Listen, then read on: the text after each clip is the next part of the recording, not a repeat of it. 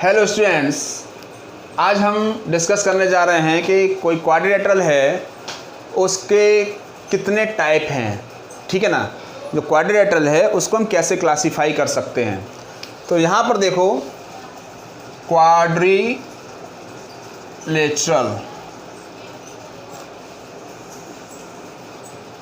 Basically quadrilateral को हम 3 part में डिवाइड करेंगे। ठीक है, क्वाड्रिलेटरल को हम 3 पार्ट में डिवाइड करेंगे। वन इज पैरेललोग्राम, सेकंड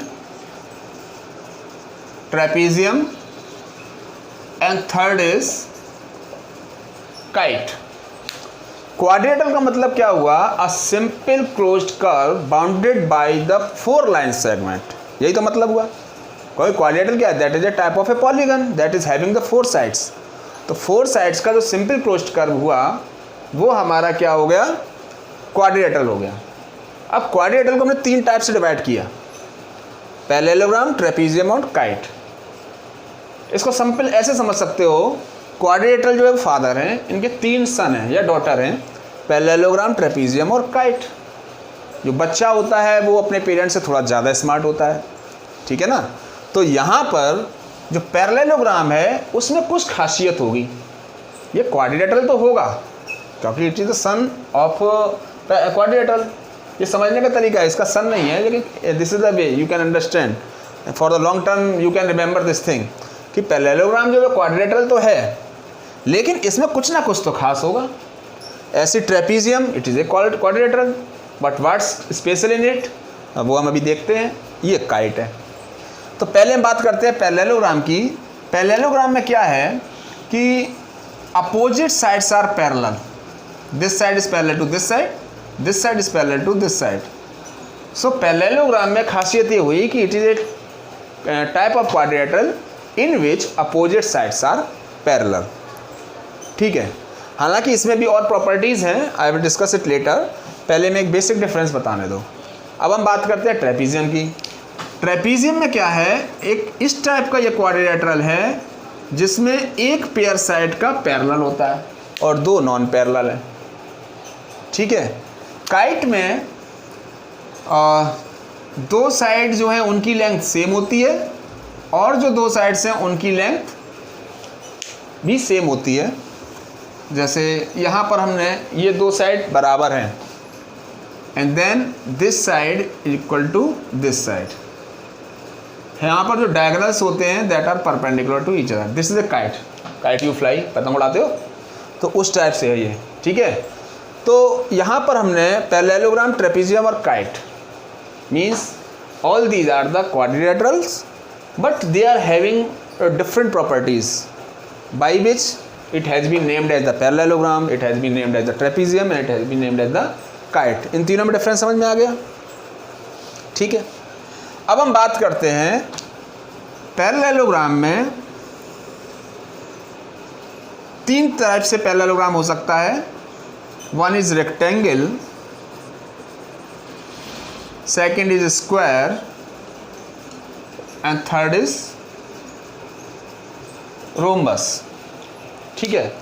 अब हम इनके बारे में थोड़ा डिटेल में बताएं, इससे पहले हम प्रॉपर्टीज़ ऑफ पैरेललोग्राम को डिस्कस कर लें। Properties of parallelogram. ठीक है। यानी कि जो पैरेललोग्राम जो सन है क्वाड्रिलेटरल का समझने के लिए, तो इसमें क्या क्या खास बात है। तो पहली खास बात यह है कि इसके अपोजिट साइड्स आर पैरेलल, पहला पॉइंट। दूसरा, अपोजिट साइड्स आर इक्वल। तीसरा, opposite angles are equal. And fourth property, diagonals of the parallelogram bisect each other. Diagonals of a parallelogram bisect each other. And then the fifth property, sum of adjacent angle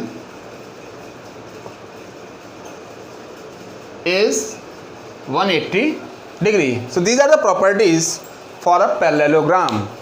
Means अगर किसी quadrilateral में opposite sides parallel हो जाएं, opposite sides equal हो जाएं, यानी ये property follow हो, तो उस क्वाड्रिलेटरल को हम पैरेललोग्राम कहते हैं। एक बहुत इंपॉर्टेंट चीज़, अगर किसी क्वाड्रिलेटरल में अगर हमने कह दिया कि पहला पॉइंट फॉलो हो रहा है, मींस अपोजिट साइड्स पैरेलल हैं किसी क्वाड्रिलेटरल की, इसका मतलब ये हुआ कि वो पैरेललोग्राम होगा और बाकी की जो प्रॉपर्टीज़ हैं वो भी फॉलो होंगी।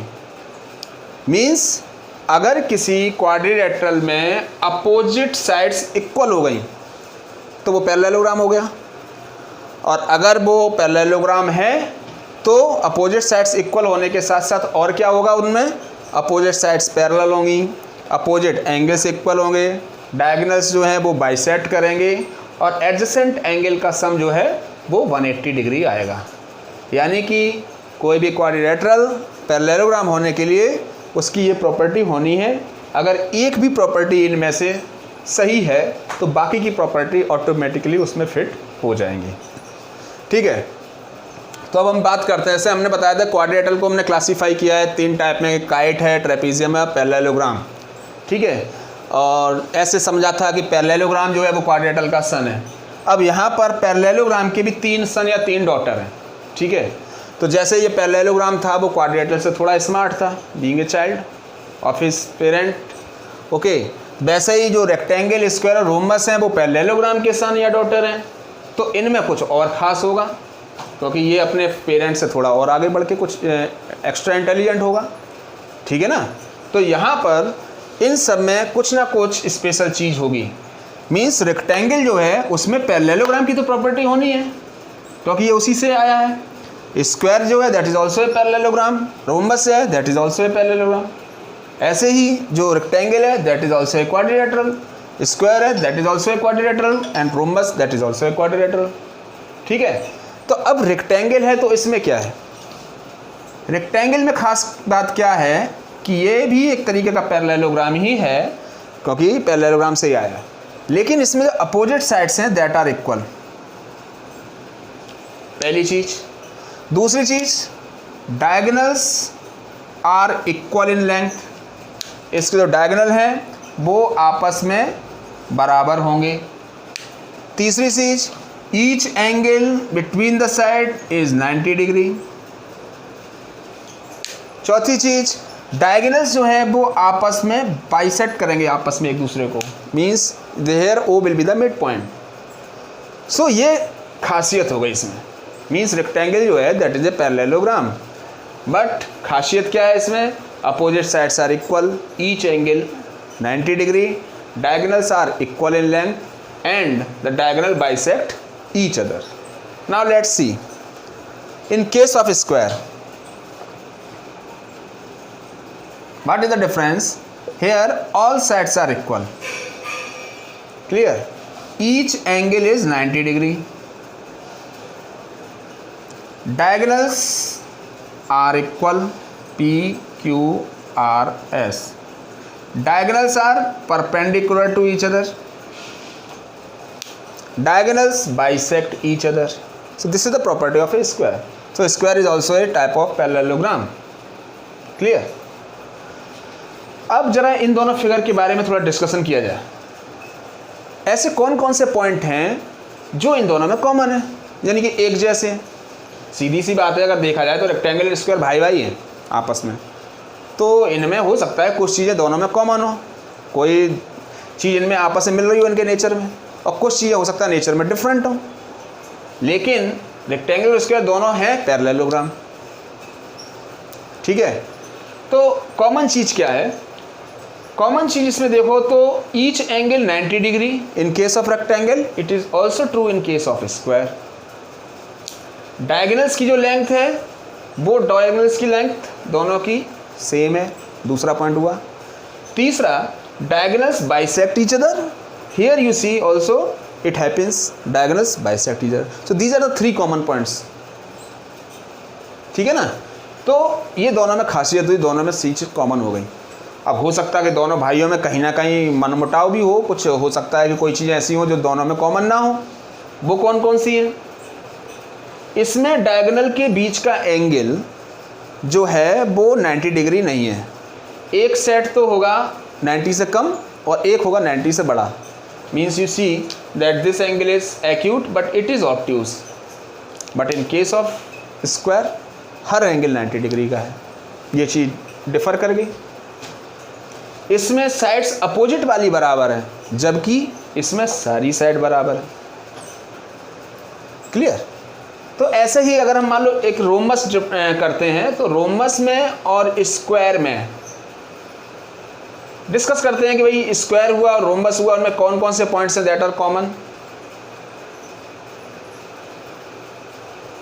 LMNP suppose it is a rhombus. So rhombus is a figure in which the diagonals are perpendicular to each other, all sides are equal. ठीक है, all sides are equal. Now let me see कि square और rhombus जो दो भाई हैं आपस में, इनमें क्या चीज़ कॉमन है। देखो ऐसी चीज़ ढूंढो जो दोनों में कॉमन हो। पहली चीज़ 90 डिग्री पर diagonals bisect each other, here also, but in case of rectangle 90 पे नहीं करते।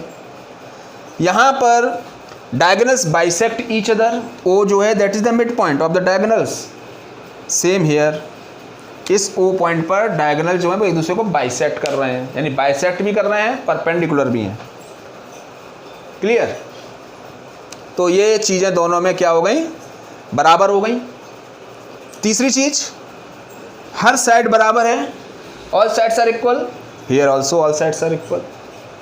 सो जैसे हमने तीन इसमें प्रॉपर्टी देखी थी तो that were common, the same three properties are common here in the figure of square and rhombus. You see क्या क्या चीज़ें सेम नहीं है। इसमें डायगोनल की लेंथ जो है वो सेम है, जो स्क्वायर है इसके डायगोनल जो हमारे PR और QS हैं इनकी लेंथ सेम है, but in case of rhombus इसकी लेंथ सेम नहीं है। जो ये डायगोनल है और ये डायगोनल है, दोनों की लेंथ अलग अलग है, तो ये अलग चीज़ हो गई कि नहीं हो गई। ठीक है, तो इस टाइप से you can differentiate among the three figures rectangle, square and rhombus, but the total conclusion is this that the rectangle, square, rhombus, all the three are parallelograms. Okay, and all the three are quadrilateral. ये इनके दादाजी हैं, दिखाई दे रहे हैं, ये quadrilateral, इनका बेटा है parallelogram, उनके ये तीन बेटे। Like this you can understand. ठीक है ना, तो ये इनके दादाजी हो गए एक तरीके से। इसका मतलब इसमें अपने दादाजी की सारी क्वालिटी तो होंगी, यानी कि हम ये नहीं कह सकते कि रोम्बस क्वाड्रिलेटरल नहीं है।